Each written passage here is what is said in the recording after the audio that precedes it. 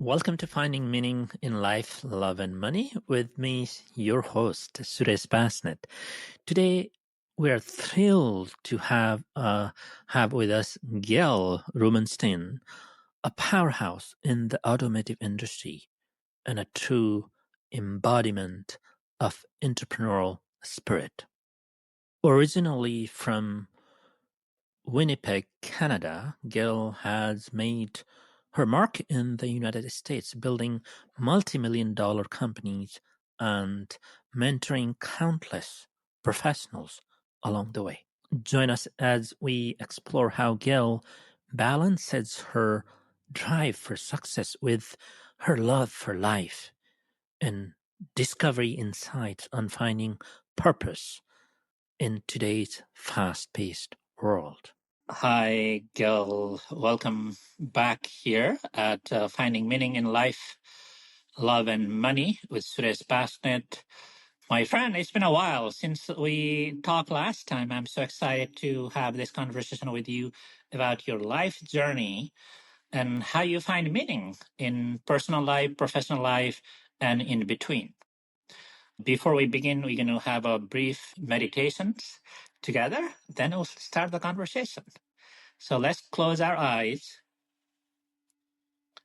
Inhale, whatever you are, and exhale. Inhale from nose and exhale from mouth with sigh.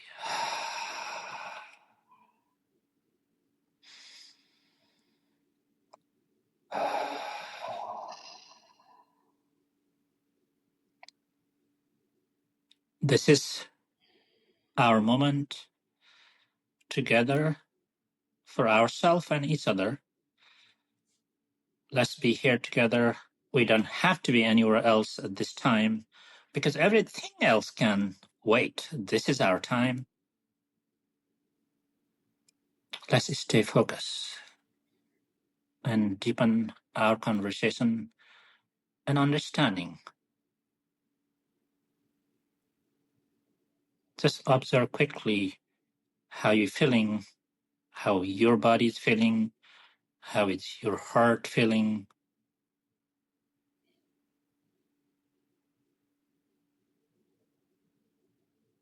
Inhale and exhale.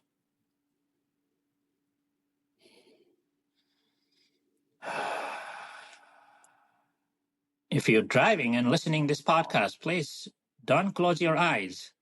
You can still do the meditation, but don't close eyes so that nobody is at risk. With that, when we're ready, we'll open our eyes.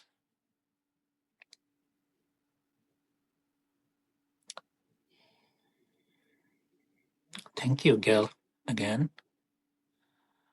So, Gail, you've been in the industry, in automotive industry for the last 25 years.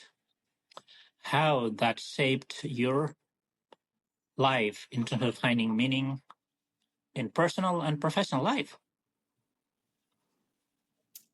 Well, that's an interesting question because I think my answer now would be very different from my answer 25 years ago.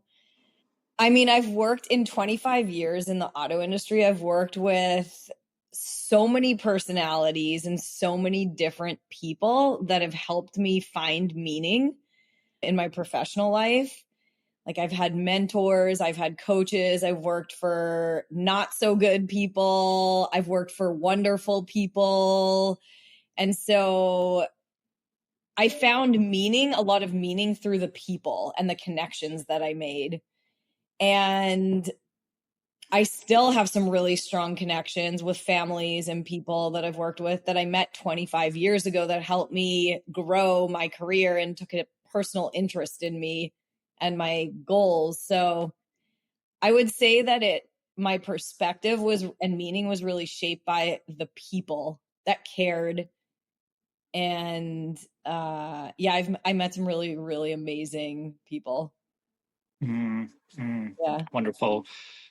In your career, was there any pivotal moment in your life that defined what success means to you, or what does fulfillment for you? I would say the most pivotal moment I ever had was, I remember I was working in a corporate job, making a lot of money, Mm-hmm. and I was miserable. And I remember writing in my journal that my soul felt like it was dead, like it died. And my soul, I was like, I feel like I'm a machine and I just make people money. And they're like, it was like I was dying inside. And in that pivotal moment, I just felt so terrible inside. Like on the outside, it looked like I had it all together, like the houses, the cars, the money, all the things, but I felt horrible. And that was like a pivotal moment where I was like, I'm going to change my life. And I wasn't sure at that moment how I was going to change it, but I was like, that's it. I'm stopping what I'm doing and I'm going to find something to change my life. And I did find something, but that was like the pivotal moment when I wrote in my journal that I didn't like my life and my soul was dying. Mm-hmm. Like I just felt robotic. I felt horrible. Mm-hmm. Like I didn't feel good. Mm-hmm. Oh, wow. Yeah. Mm. Then what happened next? Well, I started Googling. This is actually kind of a crazy story. I started Googling, like, I don't feel good. My heart hurts. Like, I have no love anymore. Like, I don't feel love anymore. And this thing popped up on my computer that said, enter the heart retreat, fill out an application. And I'm like, enter the heart retreat, fill out an application. And I just didn't want to work that day. So I was like, you know what? I am going to fill out this application. And I spent an hour filling in an application to go on what I thought was a yoga retreat. And it was not a Mm. yoga retreat, but it Hmm. was that moment where I made the decision to fill in that information. It actually changed the entire trajectory of my career. Oh, wow. Yeah. Huh. What was that retreat? So they're not hosted anymore, but it was called Okay. Enter the Heart. Oh, wow. And it was in Hawaii. Mm. And they interview you to make sure you qualify for this retreat. And what they're looking for, I found out later, was people who needed to do like really deep trauma work to remove blockages that they were having emotionally and physically. And like, apparently I completely qualified for this retreat. I had a lot, I just was blocked physically and emotionally and mentally and spiritually from so many things. Mm. And I did go on the retreat and I had the biggest shift of my entire life, to the point where Mm. I quit my corporate job, started my own business, became a Reiki master, started doing Mm. like energy healing work. Like I completely changed my life, changed my friends, Wow. changed my location, and started like living the life I wanted to live, not the life that I thought I was supposed to be living. Mm. Oh, Very wow. pivotal moment in my life. Mm. Yeah. Mm. And what was the feeling after you switched your career path? How did you feel? What was your heart was saying after you switched it? Did you feel like, oh, you're in the right direction? Or how was the feeling prior and afterwards? Prior, it was scary to Mm. think I could even be an entrepreneur and move into that role and own the business. I'd Mm. always, and I'm not sure I necessarily believed in myself, but I knew I was smart enough to at least try it. Mm. And a lot of people were like, you're crazy. You have it made for the rest of your life. Why would you quit your job and become an entrepreneur? Like, that's totally insane. Mm. And I just blocked them all out. And I was like, you know what? My old boss said, Gail, even if you fail as an entrepreneur for whatever reason, your business doesn't work out, you can always come back. And it kind of gave me the confidence to just be like, you know what? I'm going to try this. And you know what? Success or failure, I'm not a failure. I tried. I'm going to try something. And here I am 8 years later. I've almost gone out of business 3 times. And I said, no, I'm going to learn from this and I'm going to work my way out of it. And the feeling now is I'm very confident in what I do. I'm very confident in my business and my people and my processes, but that's not how I felt when I started. And it's not how I felt as I was going through it. I had a lot of ups and a lot of downs. And I had to learn how to work through those emotional ups and downs. Absolutely. Yeah. Yeah. Yeah. Yeah. That's so. What did you've been entrepreneurs for now 8 years, Gail? Yes. Okay. And what were, I know myself being an entrepreneur, I appreciate what you have done just to stay in the business. Yeah. I mean, every entrepreneur knows if there's self-made, that it's not a easy thing, but also it's just such a rewarding thing over time. And what were some of your biggest challenges and some of your moments that like, wow, I'm glad I stayed in the course? All right. Yeah, I have just before I answer that, I have a lot of respect for entrepreneurs now. I Yes. am one and I understand what they go through.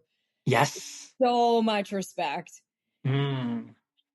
So, I will say that one of the biggest challenges was finding the right people that are Mm. loyal and believe in my vision. My team is very loyal to me and they Mm. work very hard and they stay the course with me and they believe in me and they like the way I lead. And it's the biggest challenge was just kind of finding those right people, but they slowly appeared over time. I mean, I made some not great decisions, some bad hires, but you learn. And another big challenge is when you have people that are sick. And I have Mm. experienced a lot of ups and downs with people on my team that have gotten, they're amazing people and they get sick and you care about them and you love them. And you're also the boss and you need them at work, but they're sick and you need to give them that Mm. time away and make sure they heal and are healthy. Otherwise they're not good for your team. But that, I think that's a really big challenge for me. It's, I the business has to keep running its course, but I have a really soft heart for people when they have like mental health issues or they don't feel good because I know what it feels like to not feel good or to be sick.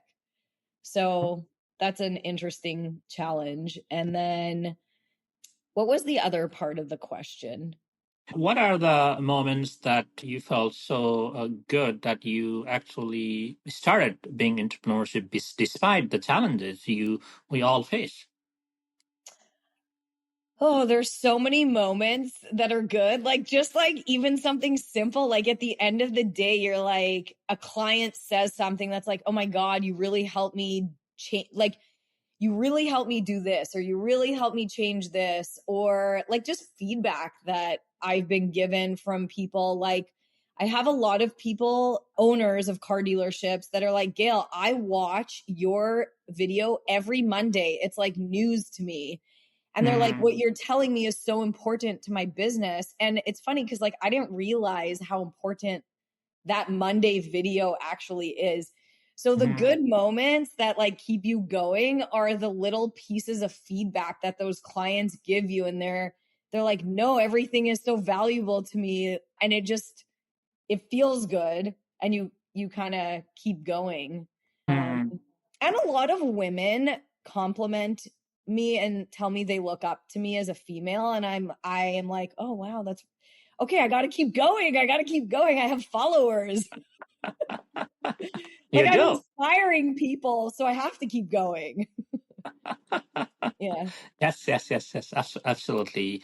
We'll go back to the questions that we started earlier about you've been in the industry for 25 years and how this industry particularly saved your meaning in life professionally and personally.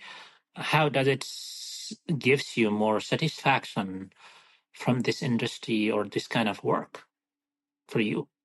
I kind of brought up before, it's really the people that Yep. took a personal interest in me. So I was, a young girl in Canada looking for a career. I had no money. I was very broke when very broke when I finished school, like very, very much in debt. And I needed a place where there were good people. I could grow in my career and I could also pay off my debt and pay my bills, like, Mm, financially be able to take care of myself.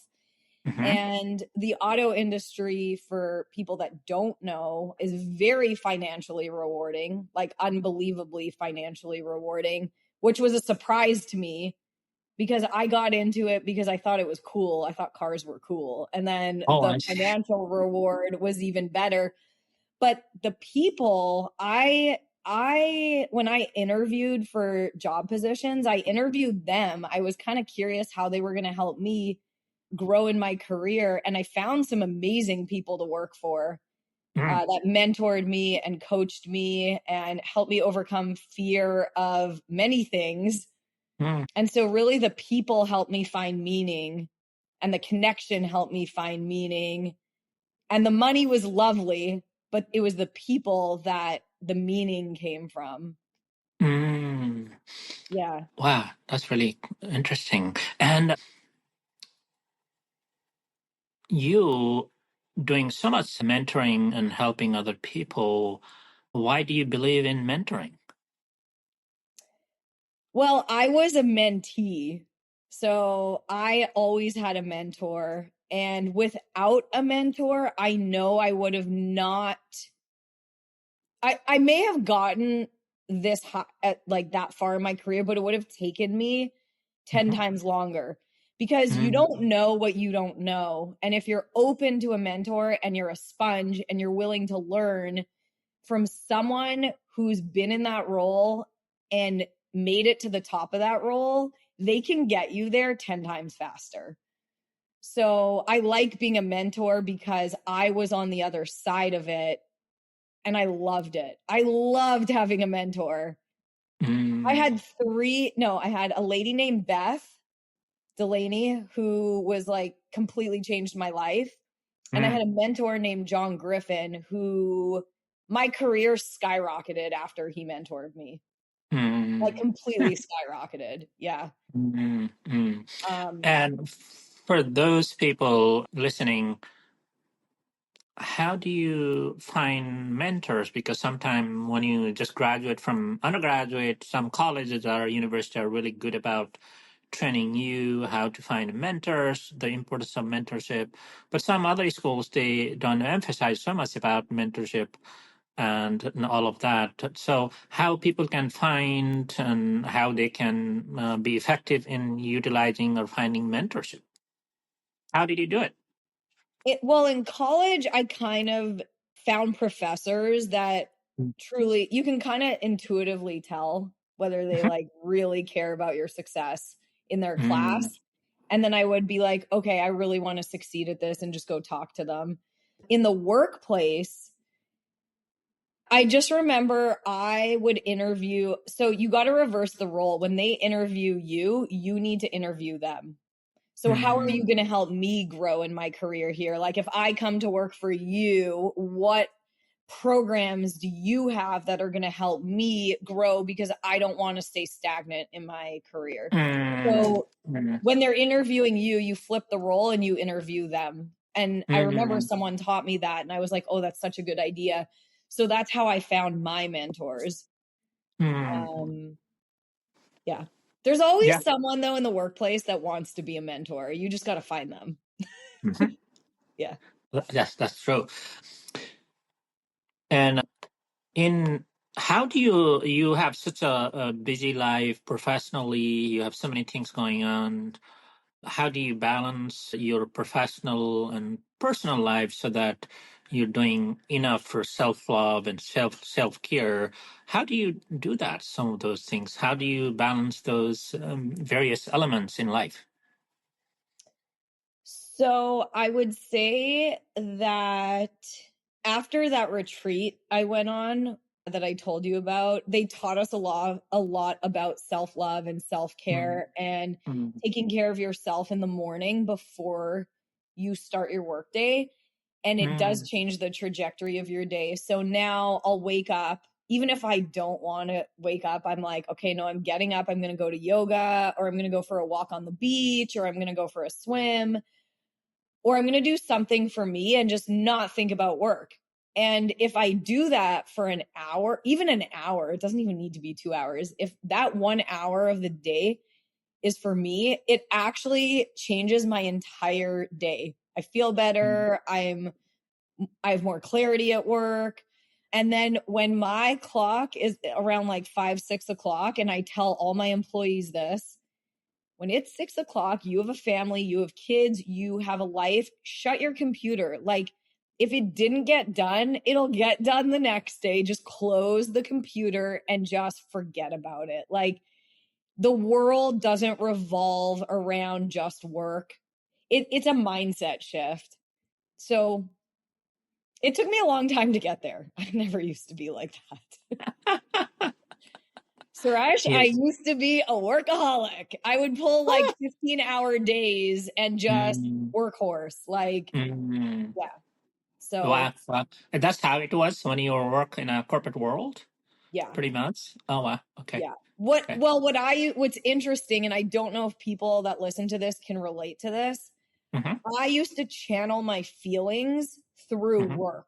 So if I was angry or mad or whatever, I knew that if I worked, I would get a reward. And I used to stuff my feelings down and channel everything into work. And I don't do that anymore. But I had to go to retreats to learn how to not do that. Because I was one of those people that, I guess you would say, people have addictions. Mine was, I'm a great workaholic. But you're rewarded for being a workaholic, and it's not healthy for you, but you are rewarded financially. If you work 15 hours, you're going to be rewarded financially. Usually. Yes, usually. Yes. Wow, that's really, really great because I remember that you mentioned in the past that now you're more open about sharing your feelings, and because in the past you used to sort of buried your emotion or feeling because so that you can be go out there and be successful or compete in that environment. What was the feeling before that? Because you sort of ignore your feelings and a lot of other stuff. Now you said that you're more open sharing how the retreat helped you shift that. But what's the feeling like from that world to current world? How do you express and share your feelings and emotional and other stuff? I learned over time that it's okay to share your feelings, and I did it through a lot of yoga and Reiki retreats, and I learned about your energy centers. And if you're not speaking, it's because you're not sharing your feelings, it's because usually your throat chakra is blocked, your energy center in your throat is blocked. Mine was very blocked. And your emotional center, right? Like, you have your solar plexus and your sacral and all this stuff. And mine were very blocked. And as I started unblocking them through going to energy healings, I became more comfortable kind of sharing that part of myself. But I used to just stuff it all in. Now, if I want to cry, I'll just let out a good cry. I don't even care. Like, I'm like, cry with a friend, cry by myself. Like, you're angry, you could go stomp it out somewhere. Like, I just don't. Now it's just like, whatever, I'll be a free bird. But I don't know. A lot of people are told when they're younger, like, to not feel their feelings, or they grow up in a family where you can't openly share feelings. And so it's a learned behavior or a learned habit. And it's not necessarily a healthy thing. It's not healthy to keep it in. Yeah, right. And yes, I think especially for us men, even more bigger issue because we've been taught and trained not to share the emotion. That's almost like a sign of weakness, and we all sort of keep inside, and someday it will just kind of It's like a volcano, it will burst out so Yeah. much. Yeah. And it took me a while. I'm still learning and practicing, but I thought that the longest distance to travel is between from US to the Mount Everest. But sometimes it's just traveling from my head to my heart is the longest distance. That's true. That's a So really I'm good still analogy. learning. Yeah. But Yeah. I can feel the difference as soon as I can drop from my head to my heart. It's so much relaxing and so much easier to make decisions. And the mind doesn't have to spin because the mind can come up with so many different scenarios in any situation, right? Yeah.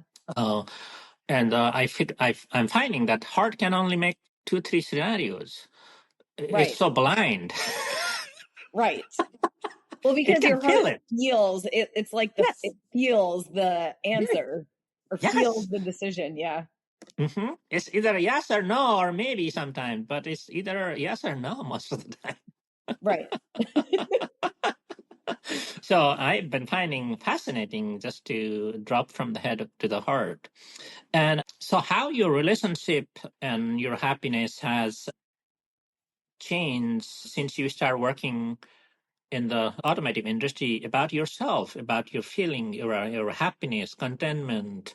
How do you find meaning when you solve people's problem, and how it changes in your feelings and body and mental and emotional level? Tell me the question again. You've been working in the auto industry for long enough. How it help you find meaning, meaning in your life and financial success, and also does money, making a lot of money, actually increase your happiness Mm, or not? okay. Well, so I used to think that money would drive success and happiness or the Mm. feeling of happiness. And it does, but only for so long, right? So, like the Mm. first time you get to experience all these materialistic things, like, oh, I could buy a car, or I could go buy a house, or I could go buy a boat, you're just like, oh my God, this is so cool. And you do experience happiness. But that's not a long-term happiness. Like it was kind of what I was saying in the beginning. You, at some point, you get to a point where you're like, cool, I have a bunch of material things, but it's not making me happy, which is kind of where I got to in my career, where I was sitting kind of Mm. to me at the top of my career. And I'm like, okay, I have houses and cars and cool things and clothes and this and that. And I had a meltdown because I felt terrible and my soul felt like it was gonna like just crumble and die. My soul was dead and dead Mm. inside because my soul wasn't doing anything I wanted to at that point. I was Mm. just making money and I thought money equaled happiness. And it doesn't. Mm. It Mm. You need money to live. I mean, you need food, you need shelter, you need cars, but like do you need something that's $300 that you could also get for $30 and you get the same feeling of happiness? Yeah. It's, the society we live in and how we were raised was I need more, I need more, I need more, and that's just how we were raised. But I don't I don't think that brings you happiness based on my experience. Like, I'm more happy waking up and not having stress, not having anxiety, not being worried about my boss calling me at 7:30 in the morning like, how much money did you make me yesterday? I I like to wake up and like enjoy my day and go for a walk, and swimming makes me happy, and Mm. calling my friends and chatting with my friends makes me happy. And I don't know. Mm. I will tell people money will make you happy to a certain degree or to a certain extent, because money can Mm. buy you things that you desire in life. They can buy you vacations, they can buy you experiences. Money can buy you a lot of different things, but you also don't need money to be happy. Mm. I was just as happy when I was 20 years old and I was broke and had no money. Like, I was just as happy. I had a beat up car. I didn't even have $5 and I still had a good time. Like, So you're good with the people. So probably just you find a lot of people. yeah. Oh, wow, wow, wow. So now I think it'll be just kind of a good segue. Talk about your personal journey beside your successful professional life. You do yoga, you do surfing, you do meditation. So how do you integrate all these things in your personal life, and how that impacts in your well-being? And how do you find time to do some of those things? So how I incorporate it actually into my professional life Mhm, is interesting because, for example, surfing, I'm part of a mental health surf mm, therapy group in mm, Florida. This girl I know has a company called Stoked on Life, and I donate money to them here and there. mm, And so I use my professional financial means to donate money, and then I go surfing with those people. So people that are getting mental health therapy through surfing, and I mm. donate, and then I get to surf with them. It's really cool, actually. Oh, oh, oh, Yeah. So yeah. I've tried to incorporate my hobbies and my work and how to Mm-hmm, like make them meaningful by combining mm-hmm, them. mm-hmm, And it is very meaningful to, they'll have high school students or veterans that need the funds to be able to do this surf therapy. And so I can sponsor someone. It's very cool. So that's how I try to kind of like incorporate it all together. mm-hmm, mm-hmm. And you have built or work in a multiple corporate companies. And what advice would you give for someone new in being interested in being an entrepreneur, and so that they can be successful personally and financially? I have a couple of pieces of advice, but my biggest piece of advice is make yourself a note, stick it on your wall or your computer and write, I am amazing. I can do this. And I'm going to make it in life, and stare at it every day and look in the mirror and say it to yourself.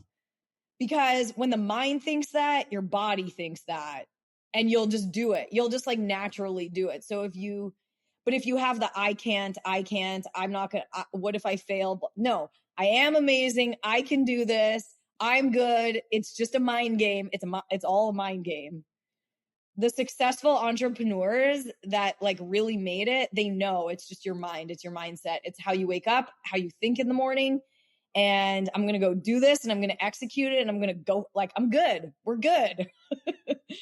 But yeah, it's just a mind. Mm, It's a mm. mindset. And So make yourself a note and like put it up on your wall. mm, good advice. Good advice. Yeah. Um, why did you pick auto industry for your what your did you always enjoy it, that industry, or is there a certain aspect of that industry you really are passionate about, or there, because you don't have to like everything we do in the particular industry, but there are certain aspect is the one that's really fulfilling. How I fell into it. So I kind of fell into it Mm, when I was 16 years old. We knew some people that were trying to build an automotive company that would wholesale cars between the mhm, United States and Canada. And I mm. needed a job. I just needed a job. I was like, I don't care. Pay me $2 an hour. They paid me $5 an hour. Oh, really? And what I learned about myself when I was 16 is that I can build a business from scratch and make a lot of money. And I didn't make a lot of money, but I made my boss a lot of money. Mm, And I wrote their operating manual. I hired people. I built their sales lists. And I was like, oh my God, like, this is cool. I'm good at this. And then from there, I kind of said, okay, what else can you do in the car industry that's fun? And then I mm, found out you could go to school for it. And so I went to school with car dealer kids. mm, Basically, if your parents own a car dealership, you go to car dealer school and you learn how to run the operation of a car dealership. And to me, I'm not a car dealer kid. I was like, that sounds like so much fun. And that's where I made a lot of my clients right now are from that school I went to. And that school was so much fun. And then that kind of, channeled into you figure out what you like in the industry and what you don't like. But I just fell into it when I was 16 and I really liked it. Oh, great. And all of us we have some issues in the past. Some people get trauma, some people call other name. Do you have any background or challenges you had in your life that worthwhile to share with other people so that we can learn from each other, or we feel that we are not the only one who is having problem in life. Everybody else out there maybe have different issues. It's just either people share it or don't share it. Do you have any things that you felt like big challenge or trauma or anything that was part of your growing up or later in life that you like to share with the people? Yeah, I would say I think, and something I still work on today. So one of the things that was a huge challenge for me in life was I came from a broken family. My parents Mm, had, a very bad divorce. And mm, so my family life was growing up in high school mm, and elementary school was not, mm, the white picket fence with the happy family and mom and dad love each other. And that was not how I grew up.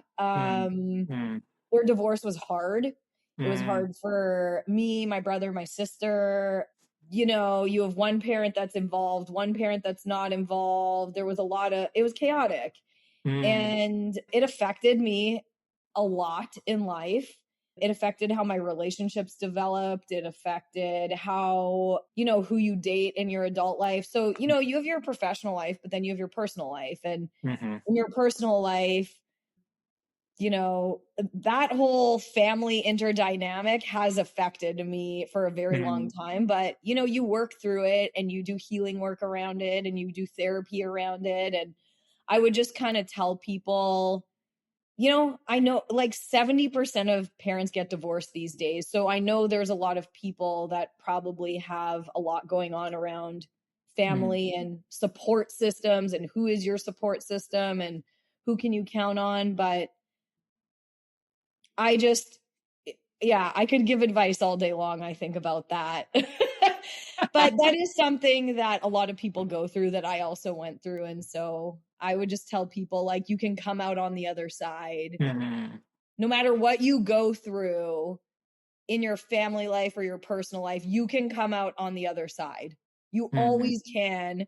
You don't have to go down a negative loophole or a negative uh rabbit hole, I'll call it. mhm, mhm, mhm, mhm. So, You also had gone through almost near death experiences, feels like, in the past. Would you like to share some of those? And what was the incident or situation around it? And what some of those things really shaped you to become the person you are today? yes. So, what I find really interesting in life is that I've always had this weird ability, like my intuition's always been kind of really on point. I've Mm, been through a lot of I've had a lot of accidents in my life where I've been in car accidents, snowboarding accidents, quadding accidents. A couple times, one of my accidents, the doctors told my mom I might never wake up from this mm, coma that I was in. And another accident, I rolled a quad in a forest and it felt like my soul left my body. And then my oh, wow. soul went back into my body. And it was like I Mm, died, but I came back. And it really, all of those like things that happen in life, I'm like, oh, I have 9 lives. How am I still here? But all of those kind of things really make you think about why are you here and like what is your soul doing? What is your purpose? And yeah, just those experiences. It sometimes is hard to talk about it because I like think back in my mind and mm, I'm like, I can't even believe I'm alive right now.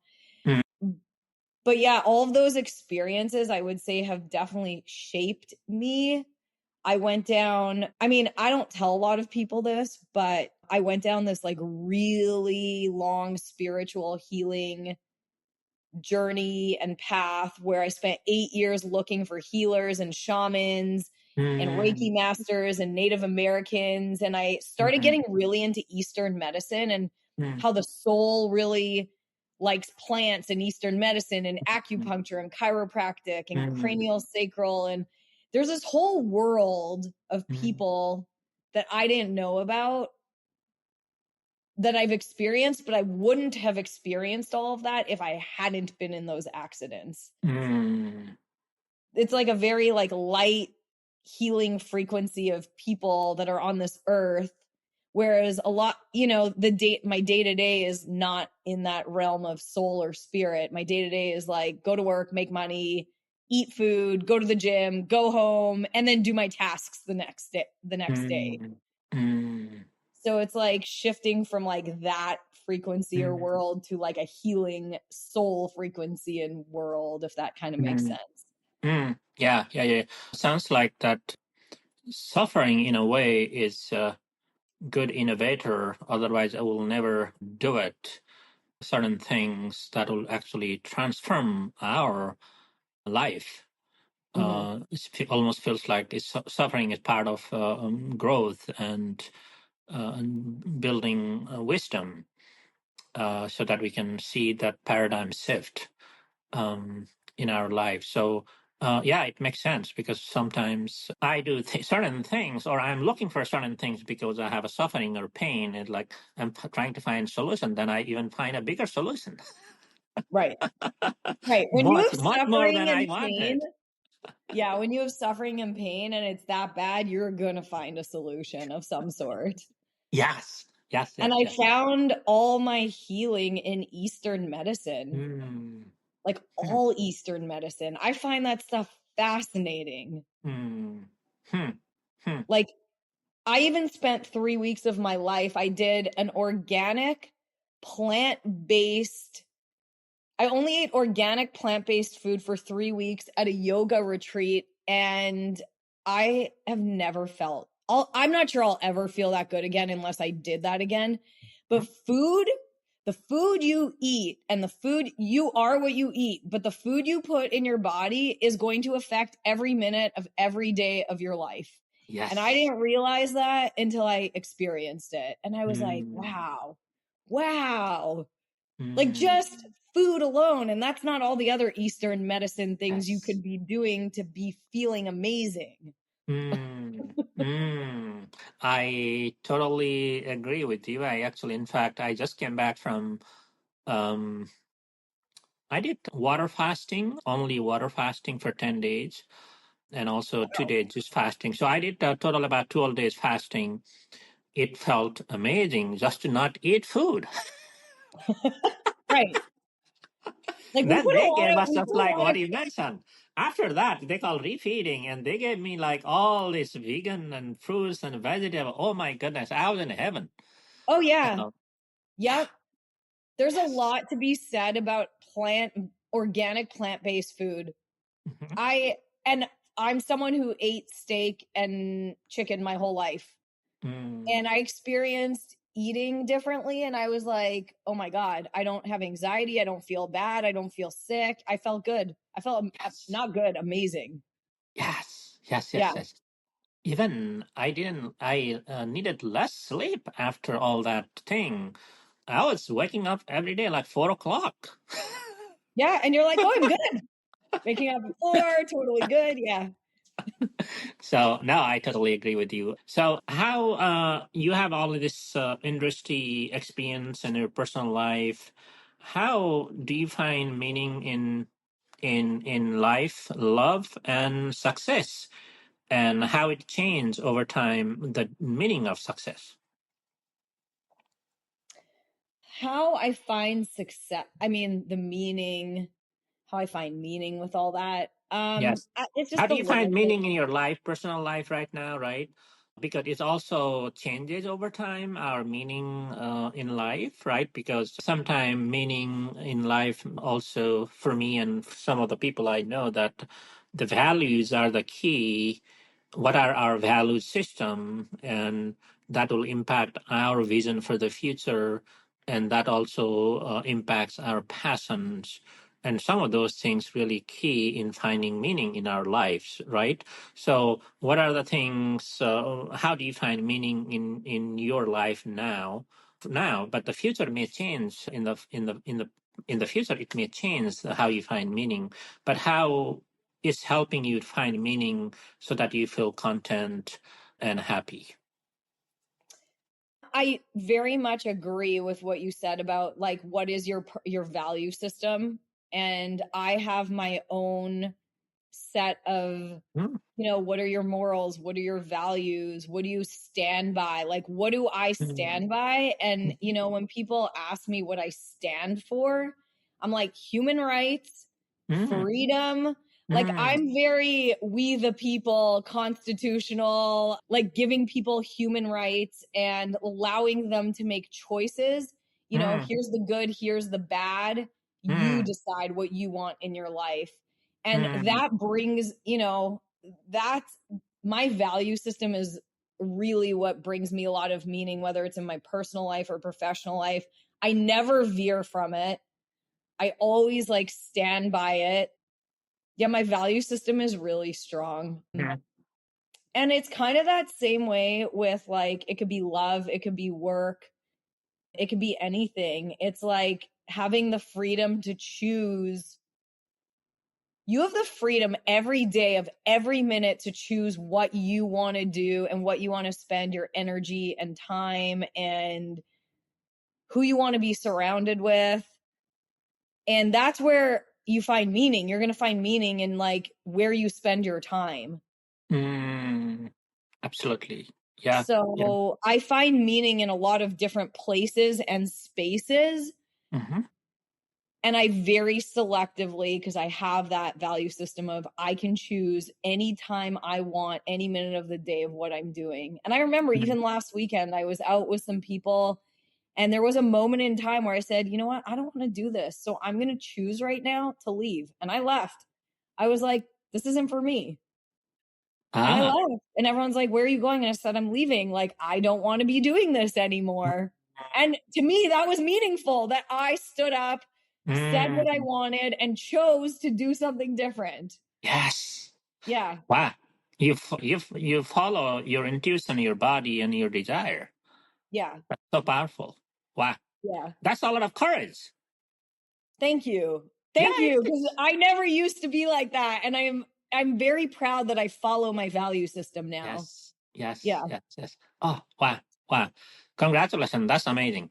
Just keep following that. I think that'll be wonderful for not only for you, also for other people too. Because if you don't want to be or you don't feel like the right place, you're doing service to. We are doing service to other people too, because they don't want us if we are not into it.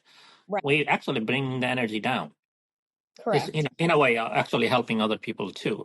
So nobody knows how long I'll live, and I could also be dead tomorrow by hit by the truck or anything.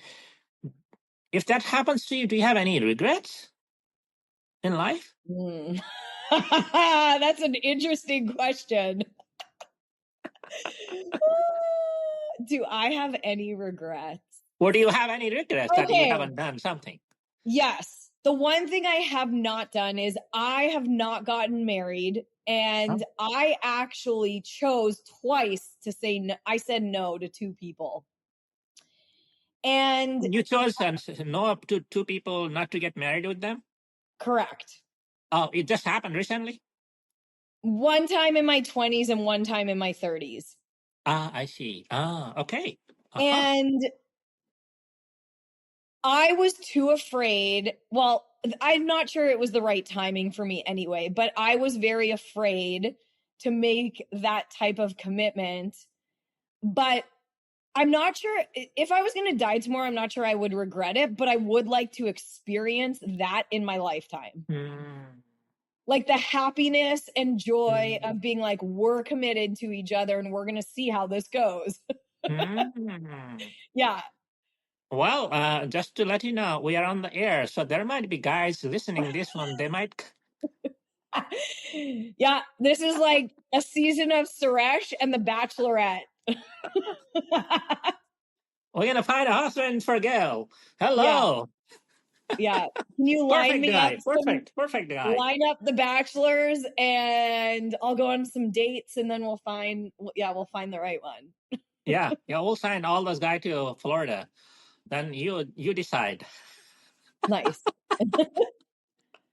Oh, that's really cool. And oh, wow, that's a great. Yes, yes.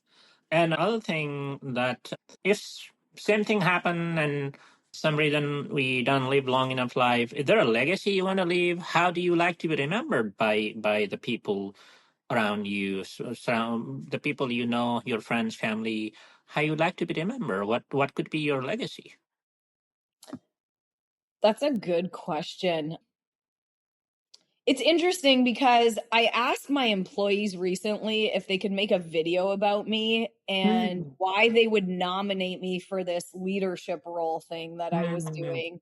mm, And when I watched the videos, I realized I did leave a legacy with all of the people I've ever worked with because the things they said about me, I started crying. I was like, mm, oh my God, I've impacted a lot of lives and I didn't realize it.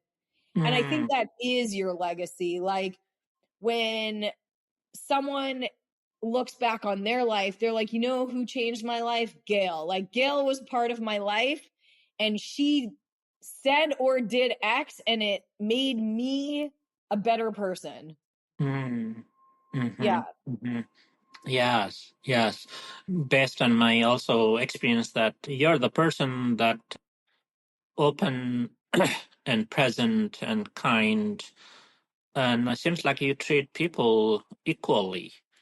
So that's the impression I have gotten from my interaction with you. So I think you're just a gifted person, and people can look up to you for who you are, authentic person, and sharing things and trying to help people. I think that's an amazing gift to the world and to me too. So keep doing it, my friend. Thank you.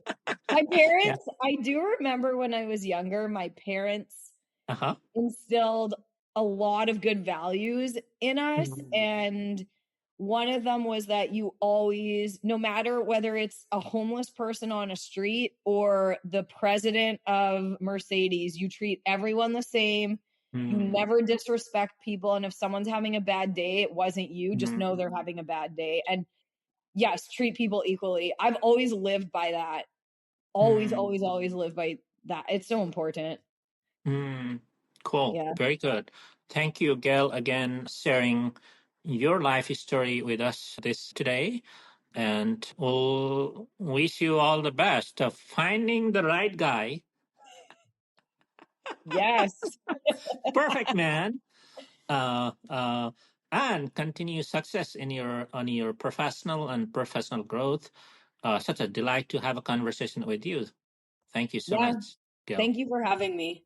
Gail's story reminds us that passion, adaptability, and a commitment to personal growth can lead to both success and fulfillment. I would like to thank Gail for sharing her time and wisdom with us today. If you found a value in this conversation, please don't forget to subscribe to Finding Meaning in Life, Love, and Money on YouTube, Spotify, and Apple Podcast. Until then, keep finding meaning in all aspects of your life. Have a great day.